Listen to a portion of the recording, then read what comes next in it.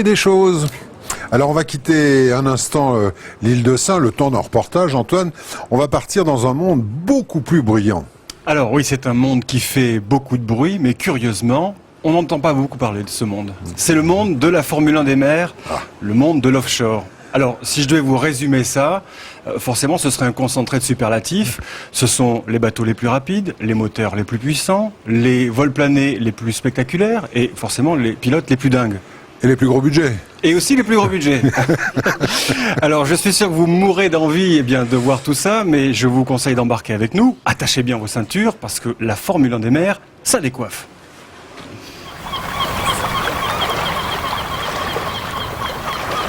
Une ville nordique aux premières chaleurs de l'été.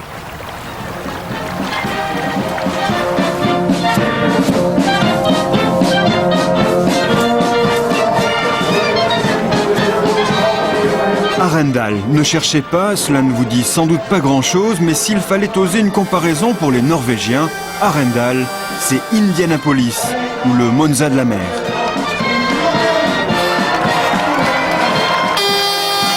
Dans les ruelles étroites, une grande parade a commencé, mais le rendez-vous sportif a bien lieu sur l'eau. 3 jours de spectacle, 3 jours de vacarme, et cette ambiance de Grand Prix si caractéristique.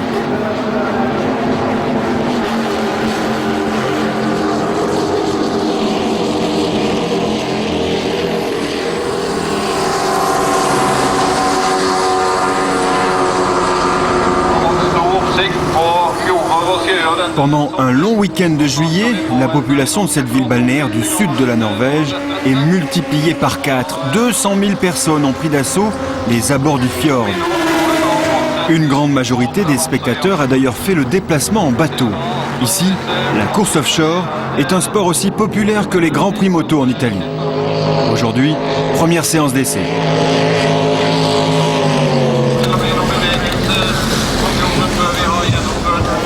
En coulisses, la caravane aux sponsors. Camions géants, caméras, pilotes stylés.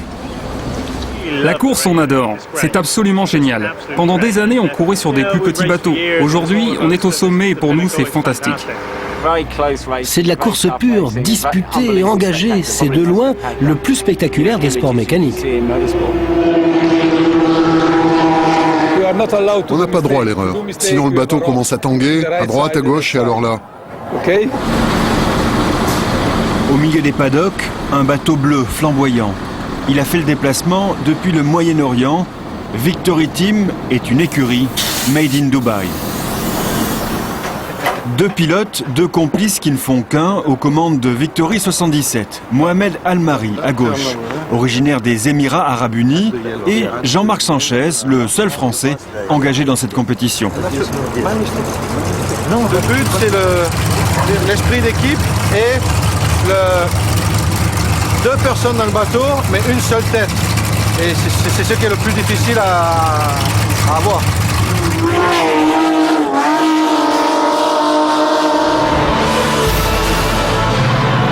La puissance, la vitesse, l'argent, la course offshore est un monde de sensations fortes, un monde d'images aussi. Au-delà de cette bande-annonce racoleuse, mélange d'Hollywood et de Michel Vaillant, il y a de véritables virtuoses de la vitesse.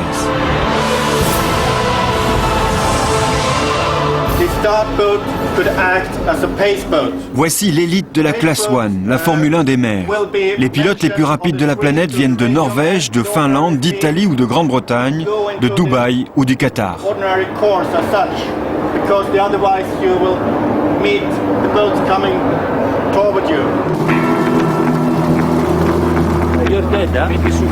Inconnus des médias, ces pilotes ont des parcours atypiques. Mécaniciens, ingénieurs, fils à papa, anciens sportifs ou plus simplement virtuoses, aucun n'échappe au réglage obsessionnel de leur machine. Dans le cockpit, 2 hommes côte à côte à la recherche du pilotage parfait. L'un est au volant, l'autre à la manette des gaz. La performance du bateau dépend de cette association un brin contre nature. Pour couvrir l'événement, 4 hélicoptères, 10 caméras. Et à la baguette, Peter, un réalisateur enthousiaste. Les bateaux font 5 tonnes. Ils développent une puissance de 2000 chevaux. La vitesse, c'est jusqu'à 270 km/h. Et en plus, il n'y a pas de frein. Alors, vous voyez le tableau. Ces machines sont si complexes qu'il faut 2 hommes pour les contrôler.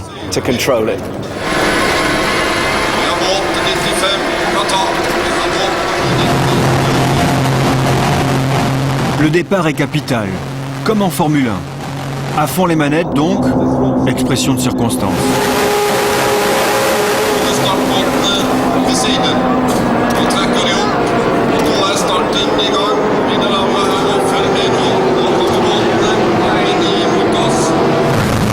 Et la surprise du jour, c'est ce bateau rouge. Seulement 5e temps des essais qui sort de nulle part et écrase ses adversaires.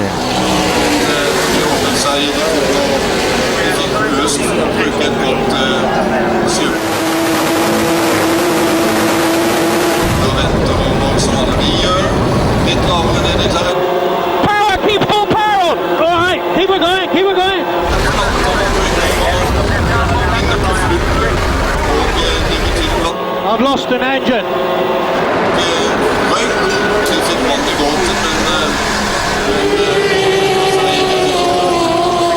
Résumé de la course, défaillance technique, erreur de pilotage. Et au finish, ce fameux bateau, le numéro 90, qui se place devant tout le monde. L'équipage est 100% norvégien. Pour la ville organisatrice, c'est le scénario idéal. Public ravi et chiffre d'affaires des commerçants qui explose en 3 jours. Vous avez vu à Rendal, du bateau, toute la course, c'était plein de gens. Et le virage autour de la tour, c'était un mur de bateaux. C'est impressionnant. Je pense qu'il parlait de 200 000 personnes, mais je crois que c'est beaucoup plus que ça. Jean-Marc Sanchez et Mohamed Almari sont 3e. C'est pas mal, mais Dubaï vise haut, beaucoup plus haut. Rendez-vous donc au prochain Grand Prix.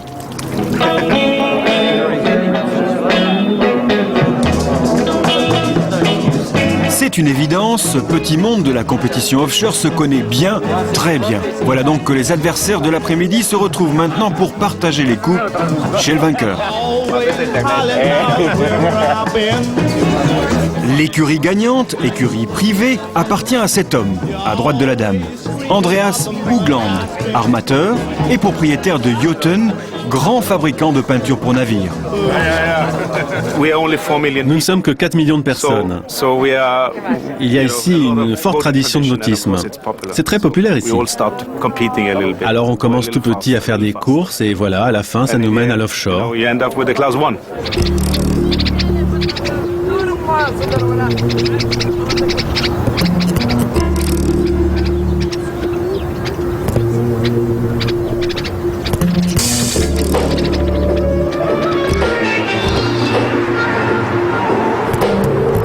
Loin des fjords, loin de la vieille Europe, une ville se construit. Des immeubles poussent à vue d'œil. À Dubaï, tout va très vite.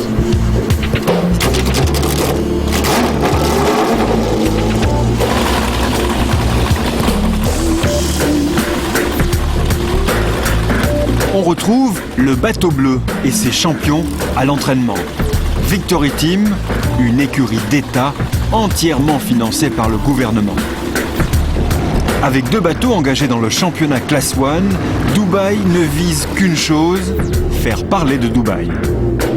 Ce joli petit jouet est donc un élément d'une stratégie marketing qui pourrait s'appeler « Comment la ville émirat a construit son image grâce au sport ». Bien vu, ça marche. Démonstration ce soir au champ de course.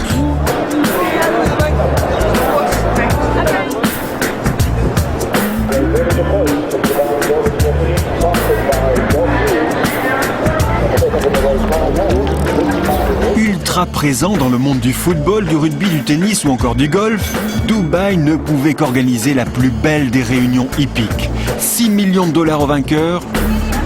La World Cup, c'est encore mieux que l'Arc de Triomphe. Propriétaire de prestigieuses écuries et organisateur de la soirée, l'homme fort de Dubaï, Sheikh Mohammed aligne ce soir ses plus beaux coursiers. Résultat des courses, Paris gagné pour Sheikh Mo. Les caméras du monde entier sont braquées sur Dubaï et son favori remporte la World Cup. Cet homme comblé est aussi le mécène des bateaux bleus.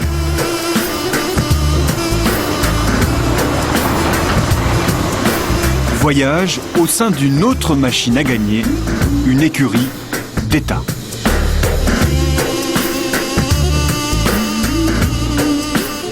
Toutes les coupes sont importantes parce que toutes les coupes sont des victoires. Donc, depuis 1992, Victory Team participe au championnat du monde. Et toutes ces coupes, c'est depuis 1992. Elles ne sont pas toutes là parce qu'on n'a pas assez de place. Originaire de Saint-Tropez, Jean-Marc Sanchez a été recruté en 1992 par la prestigieuse écurie. Initié à ce sport par un autre grand, Didier Pironi, la passion de l'offshore ne l'a depuis jamais quitté. Aujourd'hui, dans les ateliers, le premier pilote de Victory se mêle de tout, car ces merveilles de technologie, et c'est un point d'honneur, sont entièrement fabriquées sur place. Au bout du couloir, une porte s'entrouvre. Atelier stratégique, le réglage des hélices.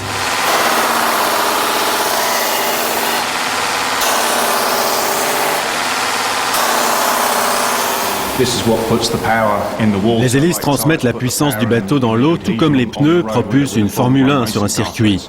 On utilise souvent cette comparaison et c'est une bonne image. C'est la pièce finale qui fait avancer le bateau. Et est-ce qu'elle casse parfois? Oui, ça arrive, oui. On est toujours à la limite, toujours à fond.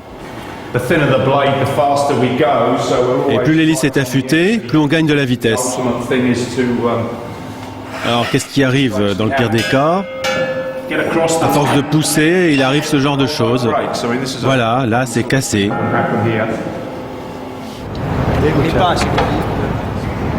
On est bien loin ici, des écuries privées, tenues autrefois par des gentlemen drivers, compétiteurs du dimanche. Non, ici, Français, Anglais, Italiens, Dubaïotes travaillent pour une seule chose, la gagne. Nous sommes une grande équipe parce que nous avons une façon de penser différente. C'est parfois difficile de se mettre tous d'accord, mais quand ça marche bien. Les courses maintenant sont très disputées. Sur un petit détail, on se retrouve en tête ou en queue de peloton. Ici, nous avons tout ce qu'il faut pour que le bateau aille plus vite. Mais vous savez, gagner dans ce sport, ce n'est pas qu'une question d'argent. Peut-être, mais à la tête de la Scuderia, il fallait quand même le meilleur. Gianfranco Venturelli, un homme de grande expérience avec un nom qui sonne comme une musique de moteur italien. Je retrouve chez tous ceux qui travaillent ici, du pilote au technicien, le même esprit de compétition que j'ai connu lorsque je travaillais chez Ferrari ou Lamborghini.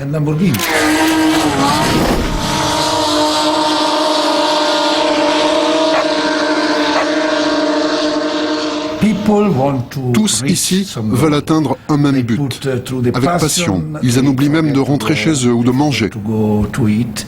Ils ont cette maladie créée par le défi.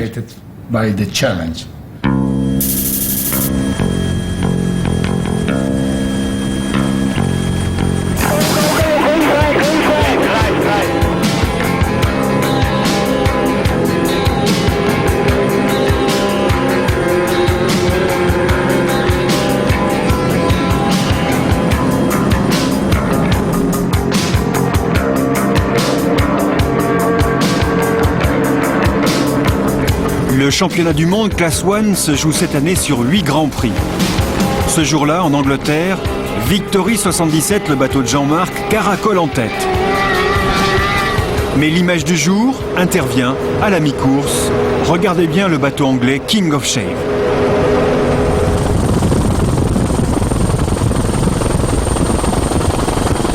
Retournement spectaculaire à près de 250 km/h.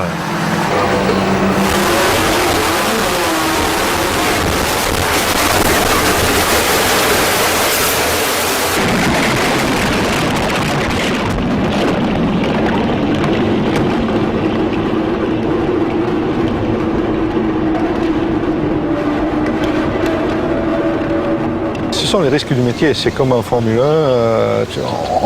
on pousse toujours la limite. On essaie toujours d'atteindre la limite du bateau. Mais bien souvent, on atteint notre limite personnelle bien avant qu'on atteigne la limite du bateau.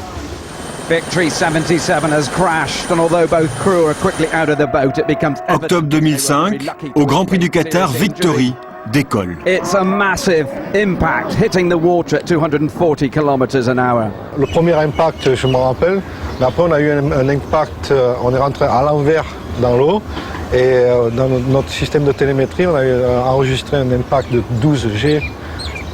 L'être humain, jusqu'à 9 G, c'est OK, mais au-dessus de 9 G, c'est blackout. Tout ce que je me rappelle, c'est qu'on s'est retrouvé à l'envers, il fallait sortir, détacher les ceintures, aider Mohamed à sortir et sortir. J'ai vu beaucoup de pilotes de Formule 1 qui ont essayé nos bateaux. Senna ou Ralf Schumacher, pour ne citer que. Et ils nous ont dit pour la plupart, ces gars-là sont fous, je ne ferai jamais ça. Installé à Dubaï avec sa femme Sarah et leurs 2 enfants, Jean-Marc a sans doute une bonne étoile pour le protéger. Mais tous ces fous de vitesse n'ont pas eu la même chance que le Français l'an dernier. Certains accidents ont brouillé l'avenir de ce sport. Image tragique, la mort d'un champion du monde en 1990. Stefano Casiraghi, le mari de Caroline de Monaco, heurte une mer de béton à plus de 150 km/h. C'est un 2e accident consécutif après celui de Pironi. Il met un terme au Grand Prix disputé en France.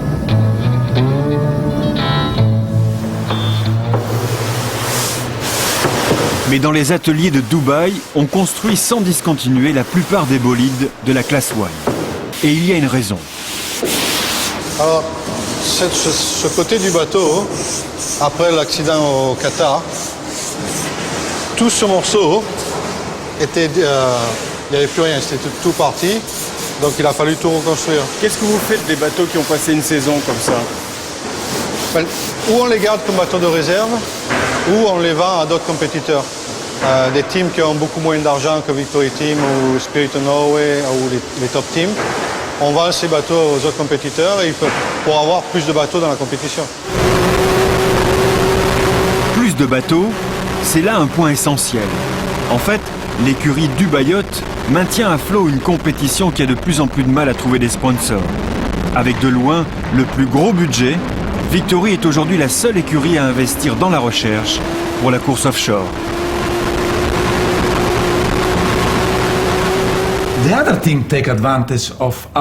Les autres écuries profitent de notre technologie. Il y en a même une qui a bénéficié de nos recherches en matière de réglage de moteur. C'est l'écurie du Qatar. Ils ont nos bateaux, nos équipements.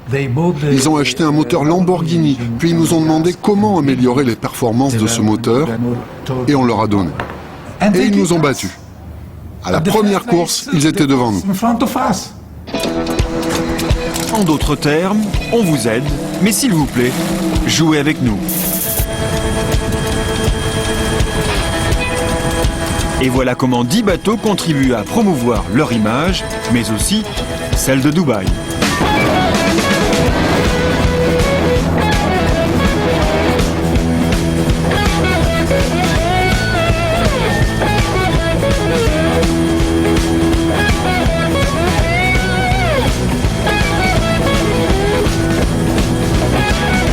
Vent frais et mer agitée sur l'Andalousie.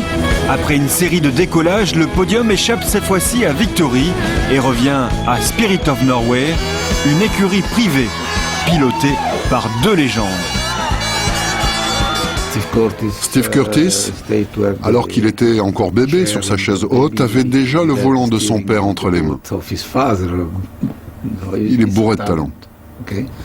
Quant à Björn, c'est un sportif, un champion de ski norvégien, et il a la mentalité d'un compétiteur. Steve Curtis et Björn Gelsen aux commandes de Spirit of Norway. Voilà donc les plus sérieux concurrents de Victory 77. Et à 2 grands prix de la fin, rien n'est joué. Mais ici, quel que soit l'enjeu, les pilotes se respectent. Jean-Marc, c'est un super mec, très gentil. C'est un grand champion qui connaît parfaitement son affaire, il faudra toujours compter avec lui. Ok, mais le gentil garçon, c'est bien lui qui tient la manette des gaz. Alors quand ça va trop vite, que dit son partenaire? Slow down. Ralentis.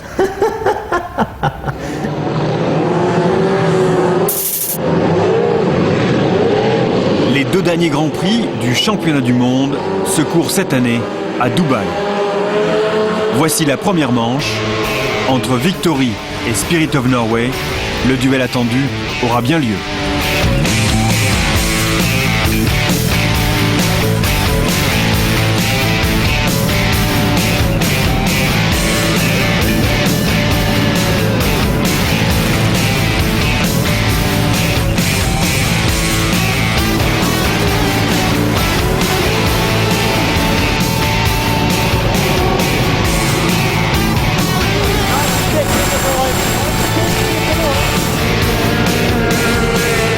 À la mi-course, les 2 bolides se livrent à un époustouflant coude à coude. Les records du Tour tombent les uns après les autres. Aucun équipage ne veut lâcher prise.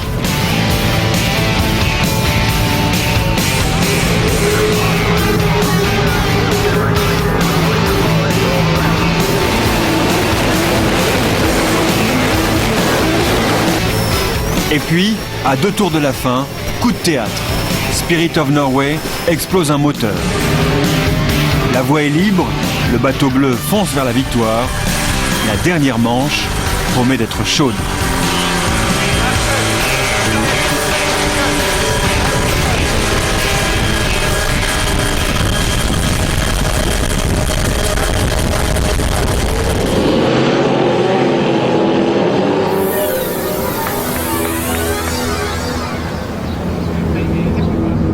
Les mêmes, une semaine plus tard. Ciel menaçant, électricité dans l'air pour le dernier week-end de la saison. C'est un week-end à très très haute tension. La dernière course, on a gagné. Norway a eu un problème mécanique. On se retrouve à 1 point d'écart entre les 2 bateaux et tout se joue entre nous deux à la dernière course. Et pour la dernière course, une invitée exceptionnelle et de dernière minute, la pluie. Casse-tête les directeurs d'écurie quelques instants avant le départ.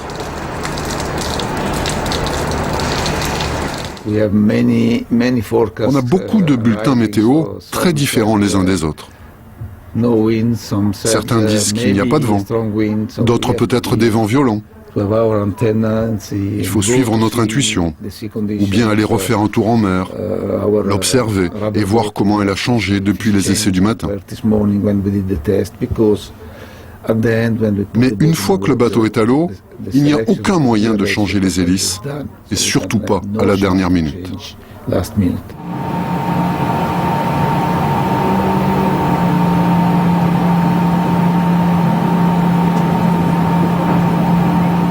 Tu vois le stress, quoi. Donc même si Jean-Marc me dit oui, je me sens complètement relâché, je vois maintenant il est à 100%, donc ça veut dire qu'il est vraiment...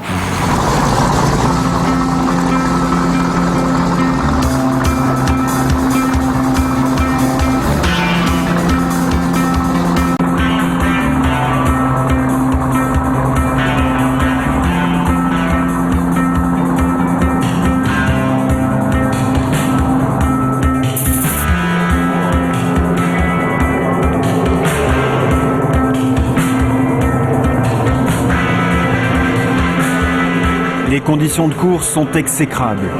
Mais ce jour-là, Norway prend rapidement la tête de la procession.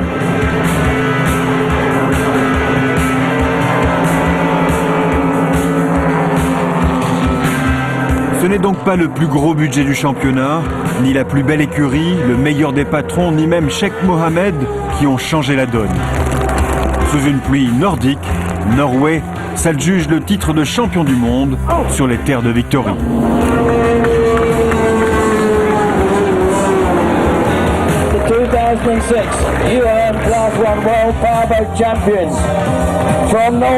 Gorge serrée pour le tropézien. On a eu un très mauvais départ. Et bon, le départ, c'est crucial. Après, même si nos temps autour étaient très bons et tout, c'était pas assez pour reprendre Norway. Et comme je dis hier, être devant Norway, c'est gagner. Et on n'a pas fait ça aujourd'hui, je suis très déçu. Déçu, ça se voit. Le Français a déjà la tête à la saison prochaine. Quand on s'appelle Victory, second, c'est vrai, ça ne compte pas vraiment. Victory 77, Mohamed Amari and Jean-Marc Sanchez.